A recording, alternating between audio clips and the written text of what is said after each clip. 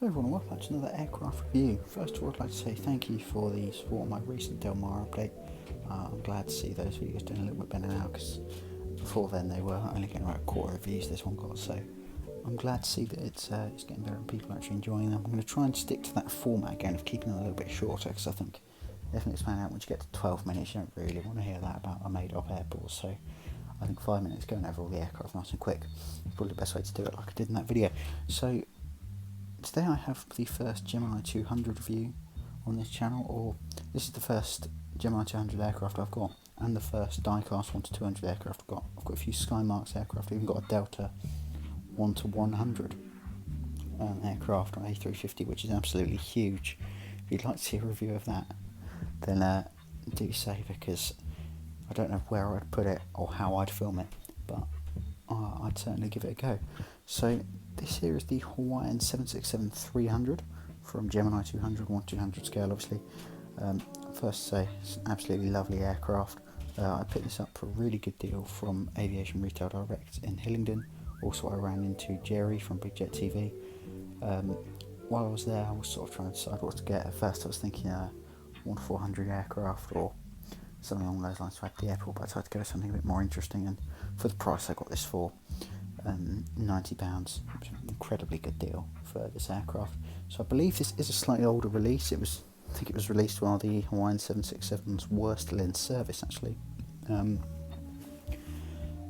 think it was released simultaneously with the 1/400 version, which I also have, which is the exact same registration, which is 5A0, and this is the winglet version with 4 doors instead of the overwing exits and no winglets.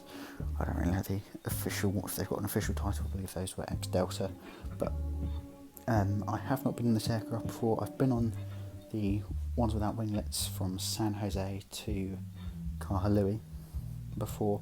That's why I bought this aircraft in the end, because it was such a beautiful plane and it meant a lot to me. First time I ever went to Hawaii, and second time I went to Hawaii, was on this aircraft. So, and as you may know if you've been watching for a while, I'm a huge fan of this livery.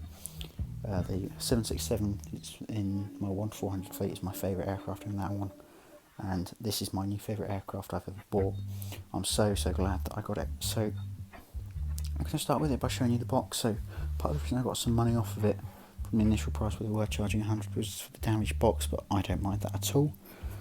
You've got the lovely old school logos there as well there. Very nostalgic for me. I love seeing that with the full title on there with hairlines underneath. Not much else to say about the box. You've got a nice golden trim, Boeing 767-300. This aircraft does come with a nice wooden stand, I'll show you there, but the problem I had with it was bent way too high. It was very steep. It looked like the aircraft was doing a full throttle climb out with no passengers and barely any fuel on board and no cargo. It was properly rocketing out of there, so I had to bend it a little bit just to make it look like it was having a slightly smoother, coming in for a nice flare or something, instead of rocketing out, because it didn't look quite right being so steep. But now it fits a lot better and is a lot nice looking for display. So getting started with the actual aircraft, I'll move the stand out of the way. I have just got this set up on my Del Mar airport lounge because it's the easiest table to review all these aircraft. So I'll start here at the front. You've got the perfect 767 nose, looking great. Nose gear does move around 360 degrees. I don't like to do that too much. Got a little, there you go, you just saw it move actually as I knocked it. I'll just move that back, there we go.